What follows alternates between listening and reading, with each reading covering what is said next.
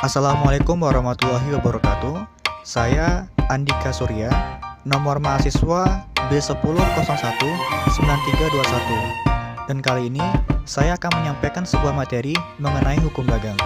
Dan video ini saya buat untuk memenuhi tugas kepada Ibu Herlina Manik, SHMKN selaku dosen pengampu mata kuliah hukum dagang. Yang pertama, pengertian hukum dagang. Di sini saya mengambil dua pendapat para ahli, yaitu Ahmad Ihsan dan Sukardono. Menurut Ahmad Ihsan, hukum dagang adalah hukum yang mengatur soal-soal perdagangan, yaitu soal-soal yang timbul karena tingkah laku manusia dalam perdagangan. Sedangkan menurut Sukardono, hukum dagang ialah bagian dari hukum perdata pada umumnya, yakni yang mengatur masalah perjanjian dan perikatan yang diatur dalam buku 3 KUH Perdata.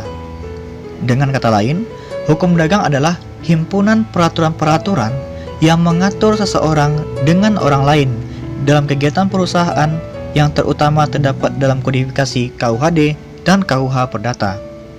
Jadi di sini kesimpulannya adalah hukum dagang merupakan ilmu yang mengatur hubungan antara satu pihak dengan pihak lain yang berkaitan dengan urusan-urusan dagang. Yang kedua, sumber hukum dagang. Sumber hukum dagang yang pertama adalah Kitab Undang-Undang Hukum Perdata atau KUHP, yang terdiri dari 4 buku, yaitu buku 1 tentang orang atau van personen, buku 2 tentang benda atau van zaken, buku 3 tentang perikatan atau van verbintenisen, dan buku 4 tentang pembuktian dan kadaluarsa atau van bewijs en verjaring. Sumber hukum dagang yang kedua adalah Kitab Undang-Undang Hukum Dagang atau KUHD, yang terdiri dari 2 buku, yaitu buku 1 tentang perniagaan pada umumnya dan buku 2 tentang hak-hak dan kewajiban yang timbul dari perkapalan peraturan kepailitan.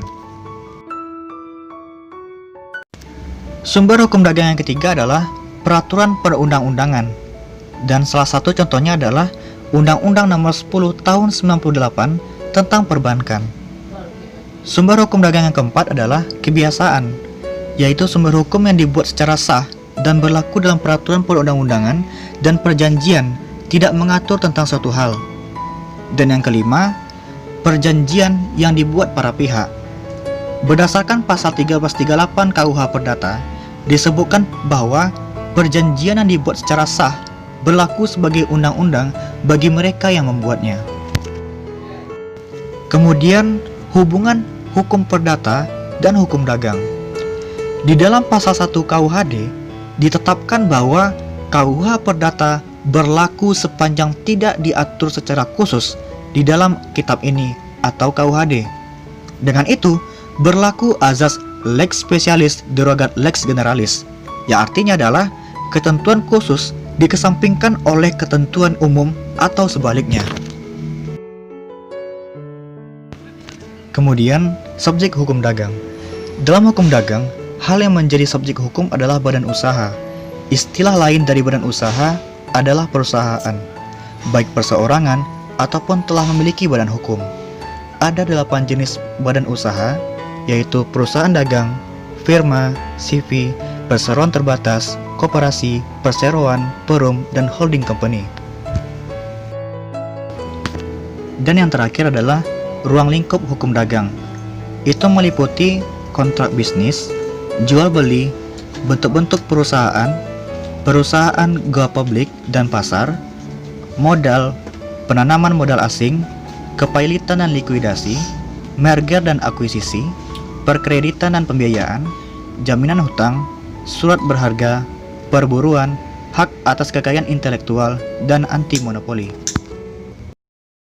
Baiklah, terima kasih telah menonton video ini. Semoga bermanfaat dan bisa menambah pengetahuan kita semua. Assalamualaikum warahmatullahi wabarakatuh.